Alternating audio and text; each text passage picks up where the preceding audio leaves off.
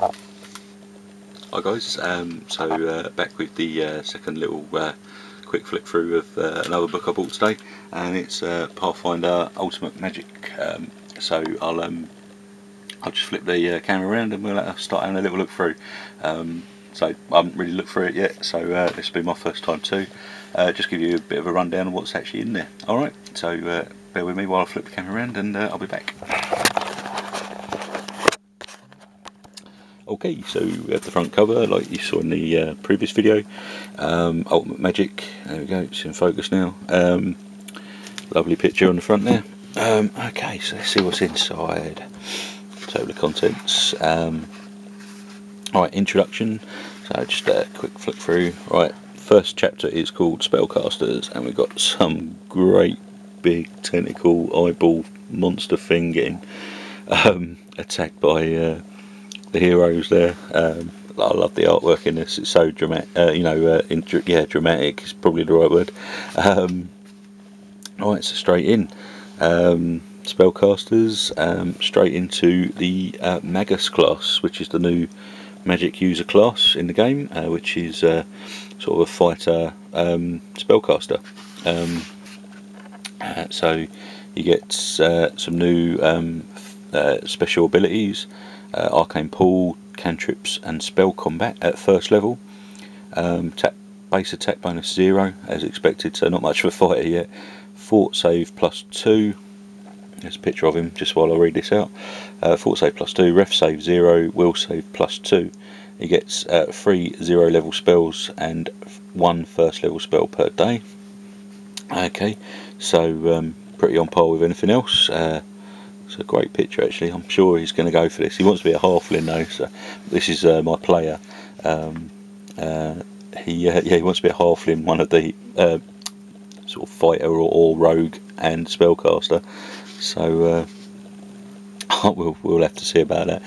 But yeah, you know, same sort of spells there. I'm guessing they've thrown in some. These are all the spells that go through. I'm not going to read them all out. There's tons and tons.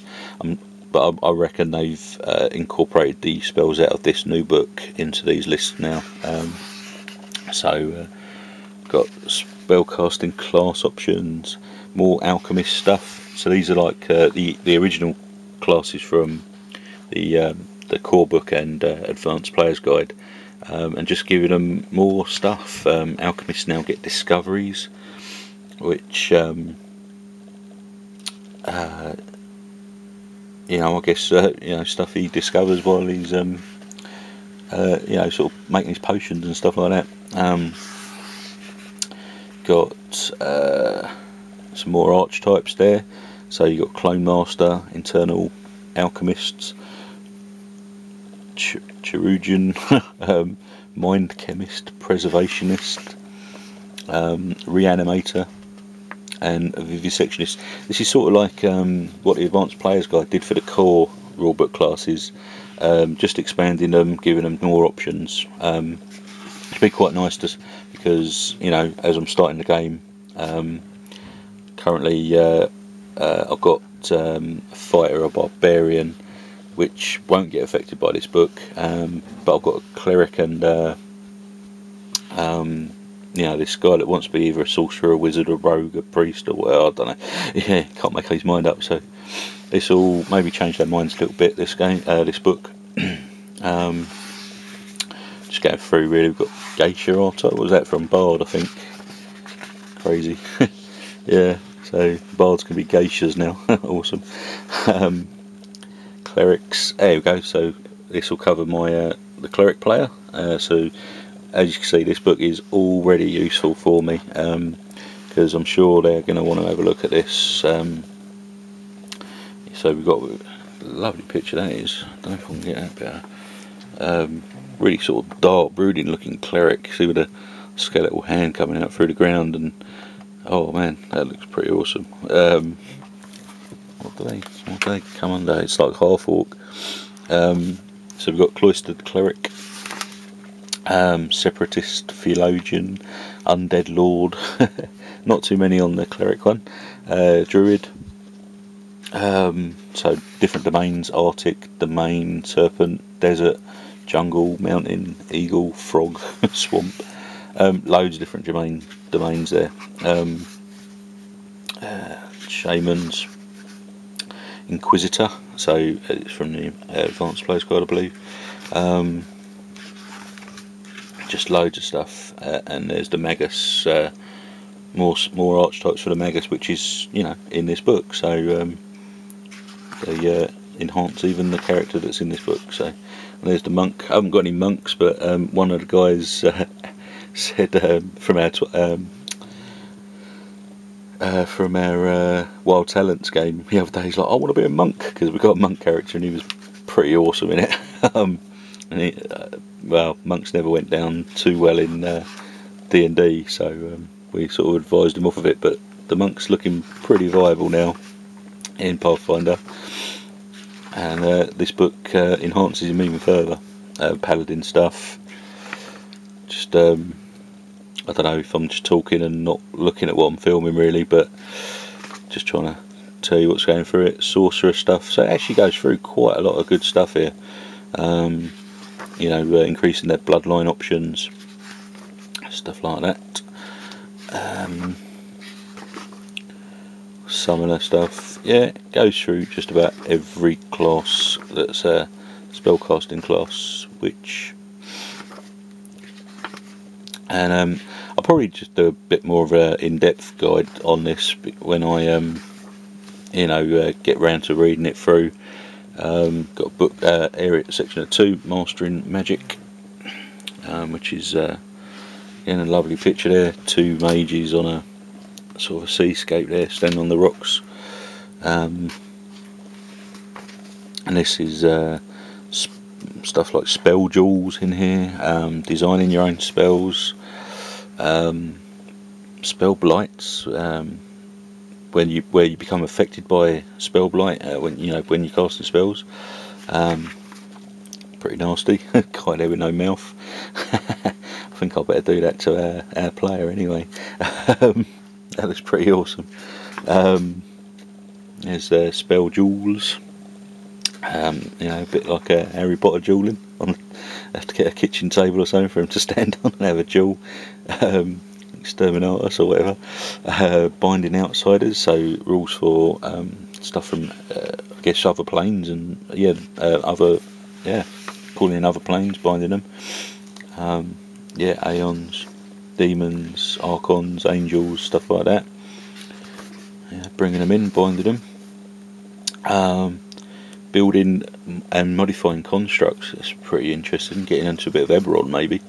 And there's all a big table there of prices of different things that you're going to need. There you go, got a sort of a construct there. You got all sorts of little things there, like rune carved constructs and construct armour and limbs and eyes and stuff like that. Goes right down. New familiars for your spellcaster. There you got a blue ringed octopus. That'd be pretty useful underwater, I guess, but not on the whole of the game. Donkey rat, or whatever that is. Fox. King crab, hedgehogs. Oh god. Centipede. Mate might have that because he's got centipedes himself. Right. Stuff about spell books. Which for preparation rituals, stuff like that, and Traveller's Tomes. Pretty cool. I've got to read through all this in more detail, definitely. Here's the part about designing your own spells. So it goes through the golden rule, compare your spell to similar spells and to other spells of its intended level, so you don't unbalance the game. I think got spell terminology, intended level, function, spell damage target, damage caps, spell research, range, duration, saving throw. A lot of stuff goes into it. Spell resistance, casting time components, and skill. I don't know if anyone out there's done any Pathfinder custom spells, but if you haven't and it's been a bit daunting for you, this book might be the one for you. Okay, I can't believe I'm nearly at 10 minutes already. I've been whittling on about this. Okay, so next chapter is feats. So loads more magic feats. Another great picture. Flying up in the air, you know, throwing something into this guy's chest. Amazing. So yeah, loads of feats, even combat feats in there and stuff. So burning spell, calls it creatures take extra damage when you affect them with a spell that has acid or fire description, stuff like that. In the table of feats listed out, lovely for you. Loads and loads and loads of feats. Sure, we'll go into that or get into trouble for listing them all. So words of power. This is a new thing, I believe. So you can become a word caster. And it's it says here, when a character gains the ability to cast spells from a class, he must decide whether to become a word caster or a normal caster in that class. So again, something, I guess, yeah, you can fudge it in there, but something they're trying to get you to do it when you start the game. But you know, I guess you can just backtrack it, you know, and rule it out, you know, how you like. But yeah, there's a lot of that in Pathfinder, I found, where you have to choose certain things when you actually start the game, or take a level in something. Okay, and we've got lots of different words of power set out like spells, to be honest, but I guess they're just words. Different way of casting spells, you know. It's their new sort of magic system that this book presents, and you can choose to use it or not, I suppose. So we've got like an actual short list of all the different things, because it actually goes through all the different spellcasting classes, like even clerics, witches, you know, that sort. You know, those classes can be wordsmiths, it seems. And the back of the book is spells, and this is probably going to just take up all the back of the book. So I think it's probably time to wrap up this video. Yeah, the spells go right the way through, so all the way to the end. Last one, youthful appearance. I'm sure all my guys will start taking that because they're all in their 30s. Apart from one guy who's too young for his own good. Anyway, so that's another lovely book from Paizo Publishing, and I'll wrap this video up now and get on to something else that I bought. Alright, bye.